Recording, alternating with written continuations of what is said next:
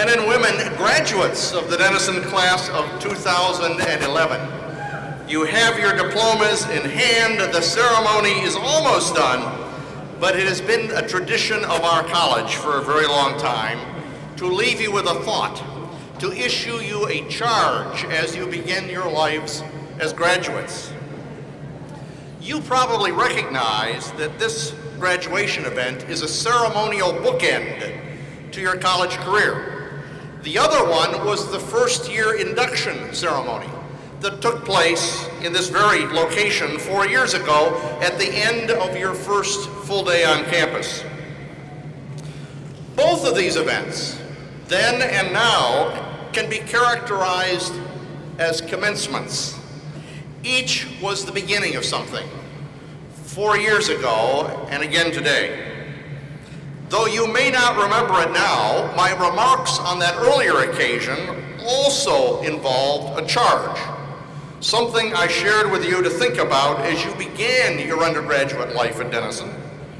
Either charge, the one then or the one now, ought to have something to do with what lies ahead, of course, but it's also in the nature of beginning anything that you are building on what is just past.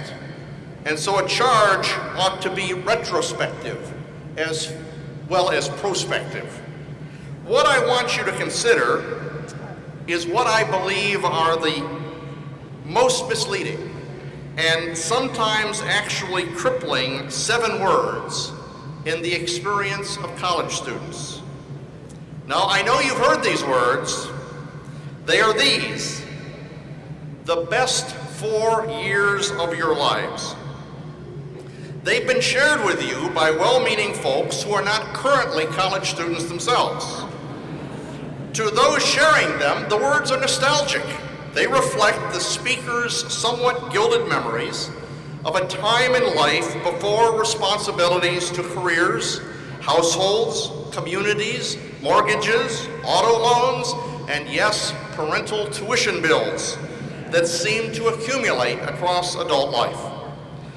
They also, though, capture the recognition that college offers an extraordinary opportunity to learn and grow intellectually, a luxury of time, resources, and supportive teachers and learning partners that it will be difficult to match under most circumstances in your future.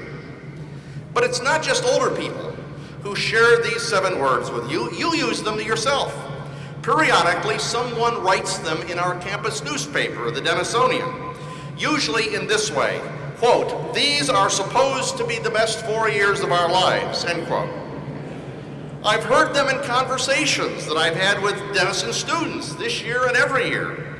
Whether in the paper or in conversation, they usually take the form of something like this: if these are supposed to be the 4 best years of our lives, why are we so vexed by, you fill in the blank, by other students, by my professors, by the college administration, by my family, my grades, my friends, by my laptop computer, by my philosophy paper, by my biology lab.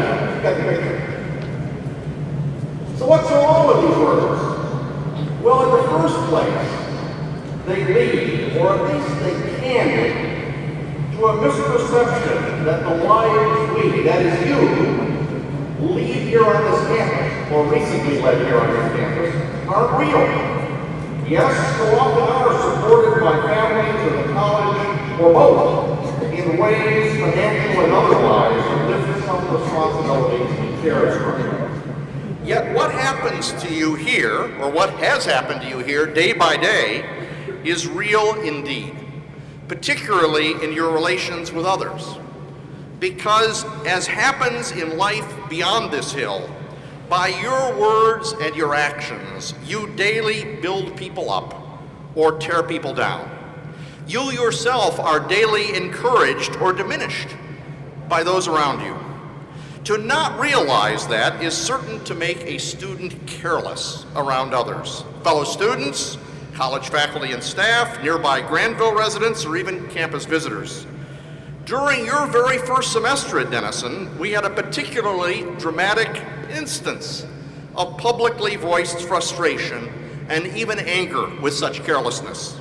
Carelessness in the way some interacted with others who differed from them in race, or sexual orientation, or nationality, or family background and resources.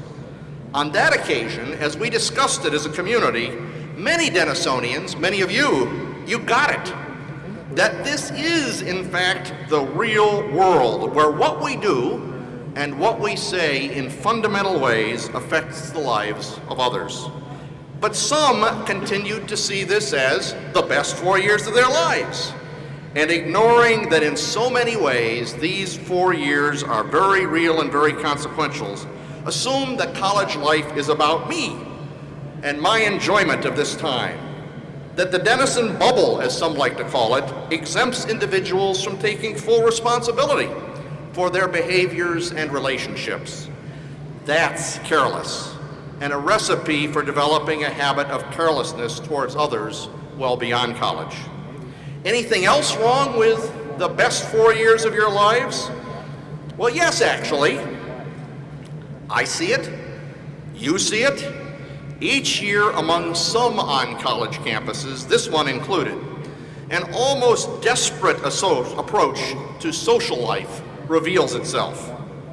In part, this seems to be driven by the notion that if this really is the best 4 years of our lives, we'd better party down right now. It's all downhill into drudgery after this. Of course, as anyone here beyond their college years can certainly share, the end of college is hardly the end of a social life, much less the beginning of joylessness. It's more likely to be the start of a lifetime of rewarding relationships. And before very long, if you haven't figured it out already, you'll figure it out too. But the desperation with which some college students pursue social activities shows that they don't get that now. And sadly, it frequently gets in the way of taking the fullest advantage of a college education, of getting the most out of a unique opportunity. Desperate socializing, in any event, just doesn't seem like much fun. It seems like work. So about now you're thinking, this is a downer. This is preachy. Even my wife told me it sounded preachy. But no, I don't think that's what I really have in mind. What I want you to know is that I fervently hope that these have been really great years in your lives. I want them to have been. The faculty and staff want them to have been. Your families want to have been. But best? Here's the good news, and I think Dr. Bailey introduced this as well. Here's the good news, and where I've been heading all along. I'm confident that for nearly all of you, these will not be the best 4 years of your lives. No, I can't tell you which 4 years they will be or why they will be, but I feel pretty certain it will happen. Will they be the 4 years in which you complete a graduate or professional degree and embark on that career you've aspired to? Will they be the 4 years in which you move beyond an entry-level job and acquire an opportunity to support yourself by doing something with substantial responsibility and consequences attached to it? Will it be the 4 years in which you make a commitment to a life partner and begin to make a life together? Will it be the 4 years in which you discover or have the opportunity to develop an interest or avocation which enriches your daily experience? Will it be the 4 years in which you have a child, send them to school, thrill in their development, see them off to college, enjoy their own children as a grandparent? Whoa, I'm getting way ahead of myself here, or at least way ahead of you. But you get the point. Will it be the 4 years in which you do something important for a cause, a charity, or a public-spirited goal which reminds you that there are things more important than your own comfort? You get my drift. Nor is it clear that these things will happen to you serially. They may get all mixed up with one another. They may be so mixed, in fact, that you never figure out which really are the best 4 years of your life. My goodness, I hope that's so for all of you. The life well lived is likely to be one full of many best 4 years. So many and so varied that in the end you're not really sure which were the 4 best. And that's a good thing. The liberal education that you've participated in at Denison is just such an education as is calculated to help you make the best out of all the twists and turns and unpredictabilities of life to carve out many best 4 years. This reminds me, as I hope it reminds you, that your future is built upon your past. The Roman poet and essayist Horace is credited with several popular aphorisms that have made their way from Latin into English. One of them, I think, applies here. Dimedium facti qui coepet abet sapere aude incipe, usually translated as he, or we'd say she, who has begun is half done. Dare to be wise. It's the punchline of a story told in the first book of Horace's Epistulae, or Letters, where he tells of the man who waded halfway across a stream and then, not wanting to get any wetter, stopped to wait for the rest of the water to run by. There's an analogy here about the relation of college to life. I join my colleagues of the Denison faculty in hoping that you've learned much about yourself, about others, and about your world and how you can make it better. You've got your feet wet. You've come halfway. Now just don't use what you have learned, but continue to learn. And so I charge you, sapere aude, dare to be wise, and in acquired wisdom, may you find the best 4 years of your lives. Or even better, 4 best years repeated over and over again. Best years initiated by something that you've learned at Denison. Continue your crossing with my very best wishes. Congratulations, graduates.